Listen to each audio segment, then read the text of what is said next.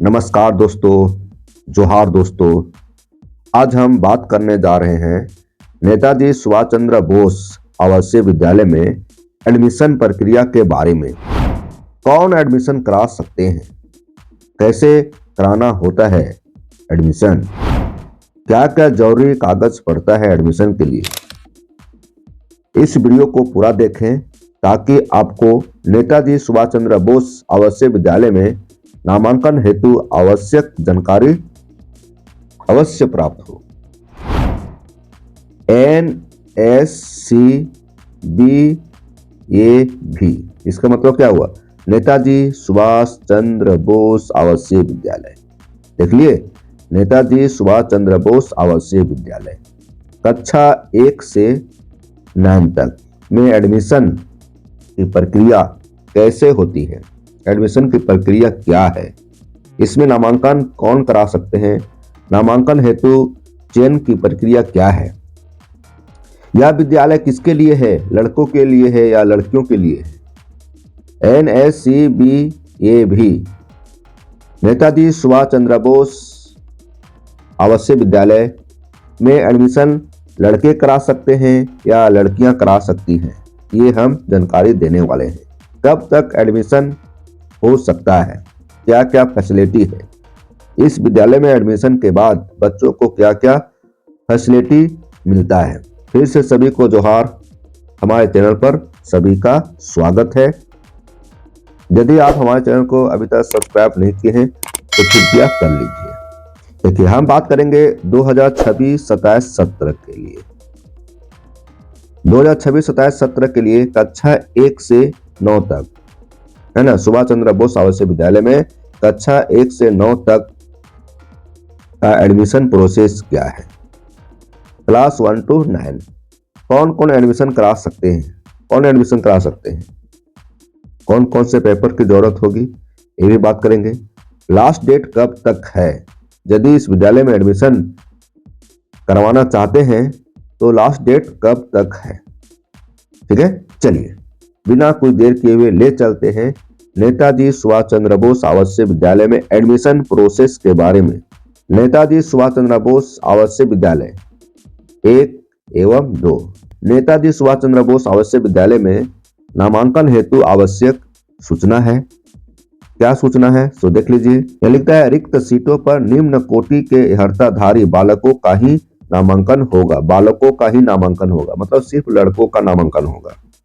ठीक है, बॉयज आवासीय विद्यालय है, सिर्फ लड़कों का नामांकन होगा, सिर्फ बालकों का नामांकन होगा। ठीक है, पहला है अनाथ या एकल अभिभावक वाले बच्चे।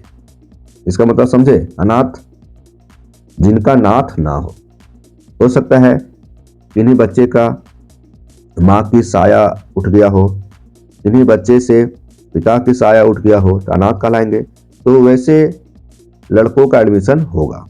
ठीक है, या एकल अभिभावक वाले बच्चे जिनका एकल अभिभावक है।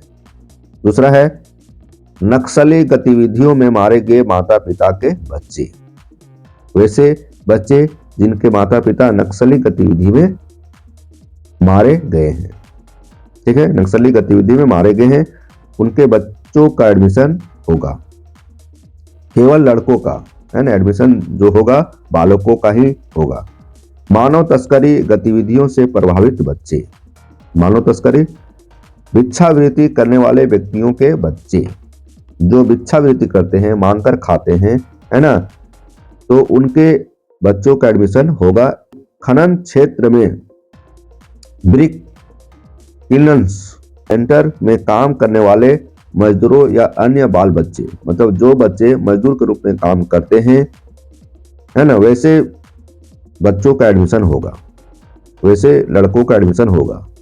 छठा देखिए, होटलों या गैरेजों में काम करने वाले बाल मजदूर। ठीक है, जो होटल और गैरेजों में काम करते हैं वैसे बच्चों का एडमिशन होगा।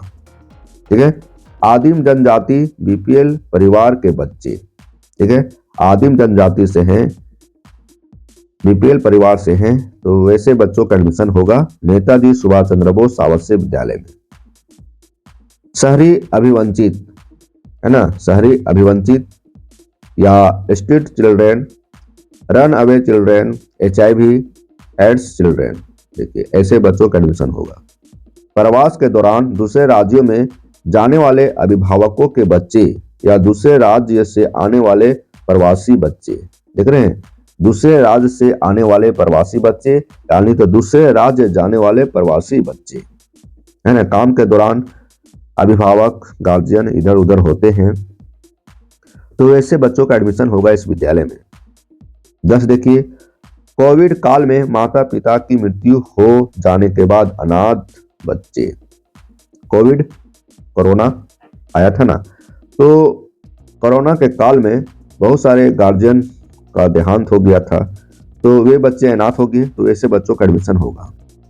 जिले में संचालित नेताजी सुभाष चंद्र बोस आवासीय विद्यालय 1 sector 2D Bokaro steel city एवं नेताजी सुभाष चंद्र बोस आवासीय विद्यालय 2 कैम्स मध्य विद्यालय तितुलिया बारी कोऑपरेटिव बोकारो में शैक्षणिक सत्र 2026-27 में कक्षा 1 से 9 तक नामांकन हेतु केवल बालकों का, देख रहे हैं, केवल बालकों का मतलब केवल लड़कों का चयन नियमानुसार प्रक्रिया से किया जाना है। नियमानुसार प्रक्रिया से किया जाना है। नामांकन हेतु विद्यालय वार नामांकन सीट रिक्ति विवरणी इस प्रकार है, निम्नवत है ना। कितना सीट है किस क्लास के लिए? क्लास 1 to 8 के लिए 24 सीट है इसमें 1 में, और 2 में है क्लास 1 to 8 के लिए है 23 सीट। ठीक है, ये हुआ क्लास 1 to 8 के लिए 24 और 23 है। और क्लास 9 के लिए देखा जाए, देखिए क्लास 9 में है ना 12 और एक में है 22 है। ठीक है, ये सीट है, यही सीटों पर एडमिशन होगा। देखिए ये तो बता दिया ऊपर हम। अब आगे आइए, विद्यालय में नामांकन जो एडमिशन प्रोसेस है वह निःशुल्क है। ठीक है, कहीं कुछ नहीं लगेगा। शिक्षण मतलब विद्यालय में जो शिक्षण कार्य होगा वह फ्री है। आवासन है ना, आवासन रहने की व्यवस्था फ्री है। भोजन आदि मतलब भोजन है ना, सुबह दोपहर शाम निःशुल्क है। नामांकन के लिए जाति प्रमाण पत्र, देखिए जाति प्रमाण पत्र, आवासीय प्रमाण पत्र, आधार कार्ड, मृत्यु प्रमाण पत्र, BPL कार्ड, संबंधित पंचायत के मुखिया द्वारा सत्यापन पत्र है ना, उसके बाद बैंक पासबुक आदि की आवश्यकता होती है। पेपर की जरूरत है जाति प्रमाण पत्र है ना, जाति प्रमाण पत्र, कास्ट सर्टिफिकेट, आवासीय प्रमाण पत्र, रेसिडेंशियल सर्टिफिकेट। ठीक है, आधार कार्ड ये तो जरूरी है, मृत्यु प्रमाण पत्र, BPL कार्ड, संबंधित पंचायत के मुखिया द्वारा, आप जहां से बिलोंग करते हैं वहां के पंचायत के मुखिया द्वारा सत्यापन पत्र। ठीक है, बैंक पासबुक आदि की आवश्यकता होगी। अर्हताधारी बालकों के अभिभावक नामांकन हेतु अपना आवेदन ऑफलाइन माध्यम से संबंधित, ऑफलाइन माध्यम से देखिए है ना, जो इच्छुक अभिभावक हैं वे अपने बच्चों के एडमिशन के लिए ऑफलाइन माध्यम से कर सकते हैं। इसके लिए क्या करना पड़ेगा? ऑफलाइन माध्यम से संबंधित प्रखंड संसाधन केंद्र में तथा ऑनलाइन आवेदन कार्यालय के वेबसाइट पर दिनांक 28 फरवरी 2026 तक आवेदन कर सकते हैं। यहाँ देखिए दोनों तरह से सुविधा है ना, ऑनलाइन आवेदन। ठीक है, ऑनलाइन आवेदन डायरेक्ट आप इस वेबसाइट पर जाकर कर सकते हैं 28 फरवरी 2026 तक। और यदि आप ऑफलाइन आवेदन करना चाहेंगे तो ऑफलाइन आवेदन का प्रोसेस है कि आपको प्रखंड संसाधन केंद्र जाना पड़ेगा और वहां पर जमा करना पड़ेगा।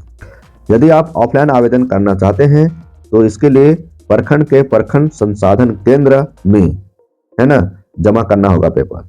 और ऑनलाइन आवेदन करना चाहते हैं तो वेबसाइट पर जाकर आप भर सकते हैं, कर सकते हैं। कब तक? 28 फरवरी 2026 तक। ठीक है, और विशेष जानकारी के लिए यहाँ पर कुछ सेट दिया गया है। ठीक है, ये इस पर भी सूचना उपलब्ध है। तो दोस्तों इस तरह से हम आपको बताएं नेताजी सुभाष चंद्र बोस आवासीय विद्यालय में एडमिशन कैसे किया जाए। ठीक है, इसके लिए एडमिशन होता है, एडमिशन का प्रोसेस क्या है ना।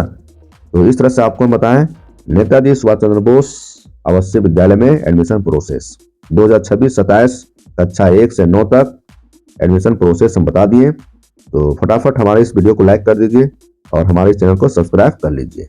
फिर मिलते हैं ऐसे वीडियो के साथ, तब तक हमारे चैनल पर बने रहें। धन्यवाद।